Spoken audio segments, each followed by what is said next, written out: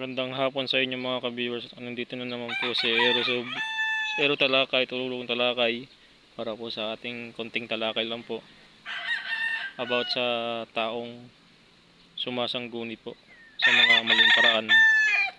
At marami naman din siguro na sumasangguni sa mga ganyan, kasi hindi naman natin masisisi ang ibang tao kung saan sila sasangguni, kung sa Panginoon ba o sa kaliwa. Ayan po yan. Pero para sa akin po, hindi po maganda yung ganun. Kasi mahirap po matanggap sa Panginoon yun, kasi nakalagay po sa Bible ay karumal-dumal po sa Panginoon yung mga ginagawa ng mga engkantador, mga ganun, mga kalikuan. Karumal-dumal po. At alam po ng Panginoon yun. Kaya ako po nababanggit dito. At alam ko rin po yun. Kaya yung mga tao na sumasangguni para lumakas ang kanilang katawan,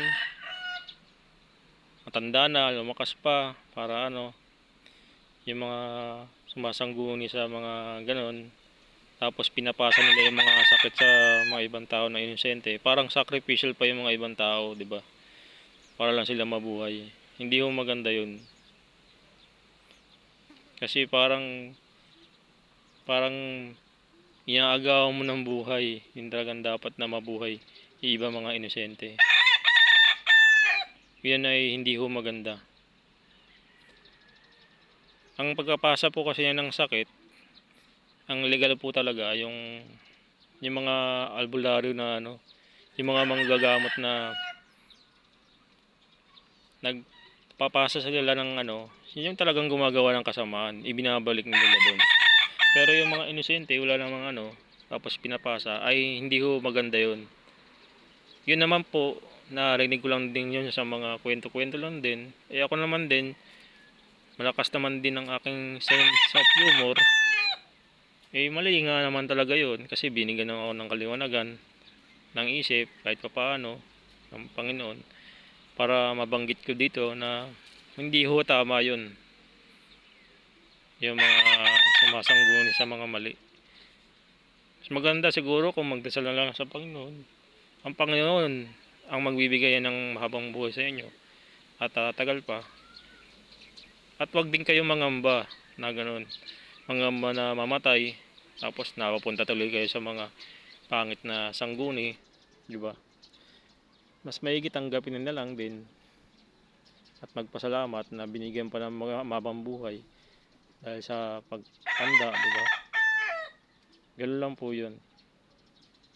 Hanggang dito na lang po mga ka-viewers. Sana may natulungan ko po kayo sa talakay ko kahit paano, konting payo na hindi po maganda yung ganun.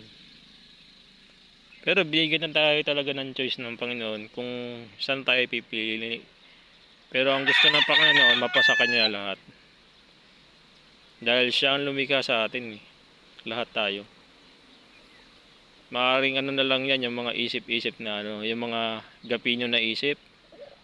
Alam mo, yung kahit gapinong isip na yan ay galing sa Panginoon yan. Yung mga sensitibong isip. Lahat yan. Hanggang dito na lang po mga ka-viewers.